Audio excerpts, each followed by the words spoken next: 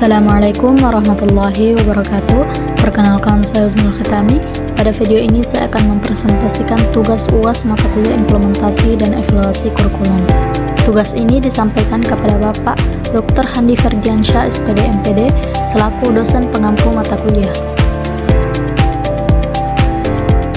Baik, di pembahasan kali ini, jika saya diminta memilih satu jenjang pendidikan untuk melihat implementasi kurikulum merdeka, saya memilih SMA.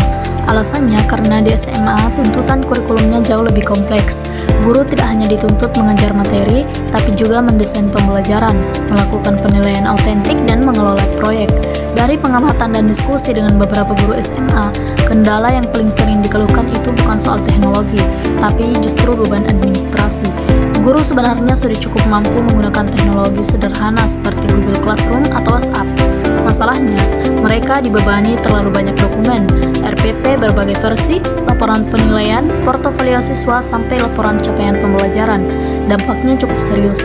Banyak guru menghabiskan waktu dan energi untuk mengisi format administrasi, bukan untuk memikirkan strategi pembelajaran yang kreatif. Ini ironis karena kurikulum merdeka justru bertujuan memberi kebebasan dan fleksibilitas kepada guru. Menurut saya, akar masalahnya ada pada sistem administrasi yang belum disederhanakan dan pelatihan yang masih bersifat umum. Guru tahu apa yang harus diajarkan, tapi bingung bagaimana mendokumentasikannya secara efisien. Solusinya bukan menambah aturan baru, tapi menyederhanakan. Sekolah bisa menetapkan satu format inti yang memuat tujuan, aktivitas, dan penilaian, lalu didukung dengan template digital sederhana dan kerja kolaboratif lewat komunitas belajar guru. Intinya, beban administrasi yang proporsional justru akan meningkatkan kualitas pembelajaran, bukan menurunkannya. Dan juga jika saya berada di posisi kepala sekolah dengan anggaran terbatas, saya akan memprioritaskan pembentukan komunitas belajar guru dibanding membeli perangkat teknologi baru. Alasannya sederhana, inti dari implementasi kurikulum itu ada pada guru. Banyak sekolah sudah punya laptop, proyektor, bahkan internet, tapi pembelajarannya masih monoton. Ini menunjukkan bahwa masalahnya bukan di alat, tapi di cara guru memahami dan menerapkan kurikulum. Komunitas belajar guru memberi ruang bagi guru untuk saling berbagi pengalaman, berdiskusi tentang kesulitan di kelas, dan mencari solusi bersama.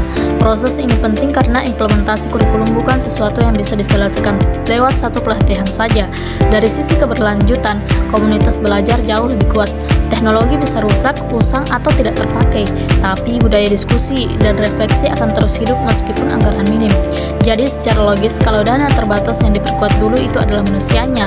Kalau gurunya sudah siap, teknologi sederhana pun bisa digunakan secara maksimal. Salah satu materi yang menurut saya sulit diajarkan adalah fisika, khususnya konsep gaya dan gerak. Materi ini abstrak dan menuntut pemahaman proses, bukan hafalan rumus. Tapi kesulitannya bukan karena materinya tidak bisa dibantu teknologi, melainkan karena seringkali teknologi yang digunakan terlalu rumit. Padahal teknologi sederhana justru lebih efektif.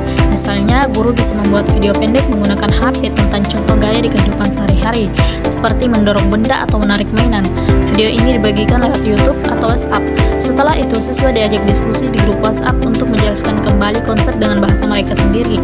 Ini melatih pemahaman dan berpikir kritis. Lalu, konsep dirangkum secara infografis, Canva agar hubungan antara gaya, massa, dan percepatan lebih mudah dipahami. Pendekatan ini membuat pembelajaran lebih menarik tanpa membebani guru dan siswa.